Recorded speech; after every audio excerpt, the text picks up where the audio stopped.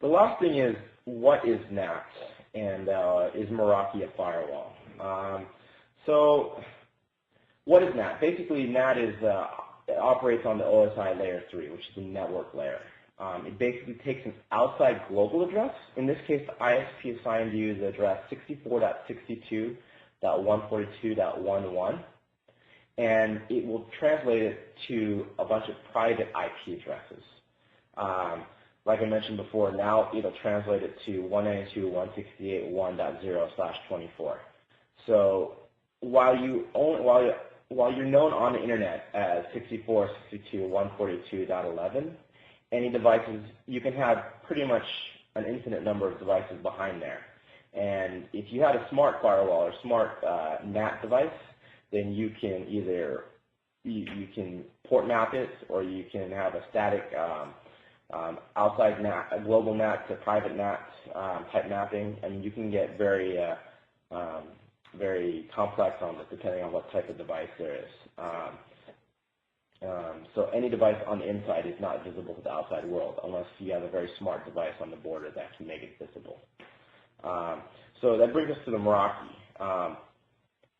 Is the Meraki a firewall? Yes and no. NAT by itself can provide you some layer of protection because your devices that are behind it, your border router, are not seen on the public internet.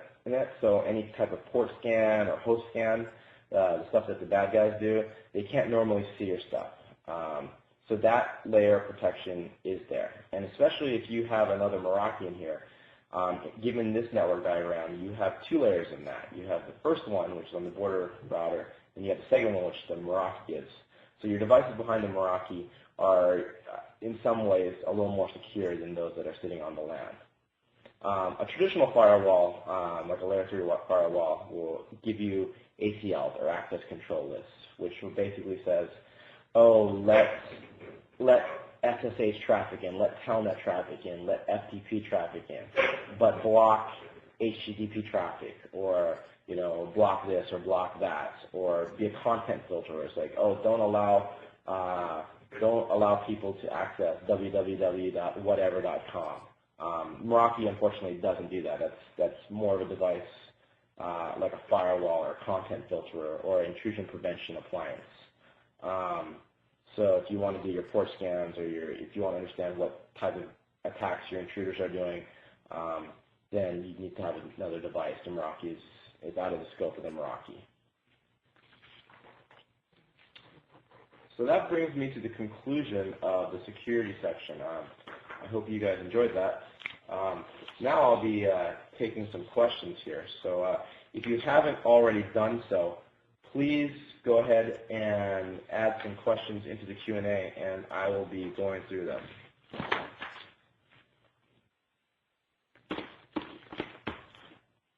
So what is the point of having WPA private network on standard if it is always open and always on? So I basically mentioned this a little earlier. The standard private Wi-Fi, so standard by definition, you have a public network. It's always on, always open. As long as the user clicks through the portal, they can access your network. The reason to have the private network is for trusted users. Trusted users will be they'll have basically unlimited bandwidth to use your network, which is good for your trusted users, other network administrators. Let's see here. What is the FreeNet program available anywhere else? Right now, it is only available in San Francisco. That's all I know. What is the status on solar units? Right now, we are continuing to work on it. We are continuing to test it. We do not have an ETA for availability, unfortunately, right now. I wish I had a date available for you guys. We are continuing data testing, and we are continuing to talk to our beta customers. As soon as that becomes available, you will see it on the home page or on our store homepage. So keep on checking back there. Please continue asking questions relevant to the content of the webcast. Any specific questions about your network or bugs about your cases, unfortunately can't answer those here. What is the status of the reseller program? That also is in the works. I know we promised you back in December, January timeframe. Unfortunately, they are continuing to work on it. I do not have a status update for that.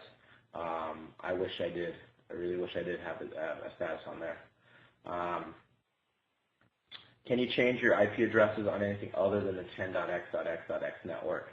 Right now, there's no way to do that. There is no, you're basically limited to doing what I explained earlier, where you can use the bottom half of the 10 address space. But other than that, unfortunately, you can't switch it to like a 172 or 192 block. In regards to billing, do you support alternate currencies or PayPal? That's something that we've talked about for quite some time, but as you know, dealing with financial stuff, especially with checks, we want to be very cautious in deploying stuff like this. It's something that obviously we want to be a global company and we want to scale this out correctly for the network operators who are going to need to do something like that. Unfortunately, we don't have an ETA, or I don't even know if there's any specific design specs for that. But I know that we've looked into it. Couple more questions here. I don't want to keep you guys on here too much longer. One thing I do want to remind you is that within the next hour, you will be getting a webcast survey. It's really for my benefit, so if you guys can take just a couple minutes of your time, I'd really, really appreciate it, and if you guys can fill that out and send it back. Let's see here.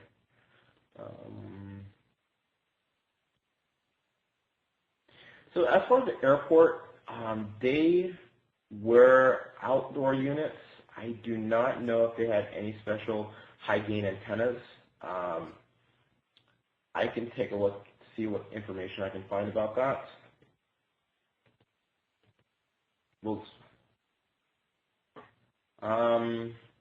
As far as new features, such as will certain things be improved, such as the splash page, I don't know what's in the works for that. I would hope that there's going to be a lot more improvements. We're trying to improve ourselves every day. I don't know what specifically is available or what specifically will occur as far as changes. So the real-world results for the Outdoor Omni, they are a 2 dBi gain. We rate them, or we list them down as approximately 2 times gain.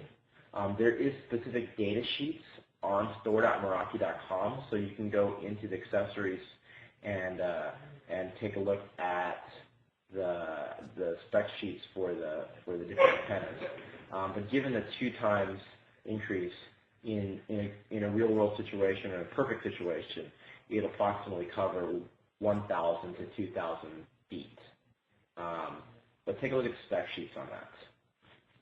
And I can't really, I know there's some questions about the firmware, and I am actually unfamiliar with a lot of the changes that have occurred in firmware. So I know you guys probably do a lot more testing on the product than me personally, so you guys have noticed a few things. I will follow up with you and see if I could come up with some kind of answer for some of these specific firmware or specific bug-related issues that you have for your cases. So once again, I do appreciate your time. I apologize for the inconvenience earlier today, the technical difficulties. Hopefully that won't occur again. So I do appreciate your time. My name is Alan. I will see you next month. Thank you.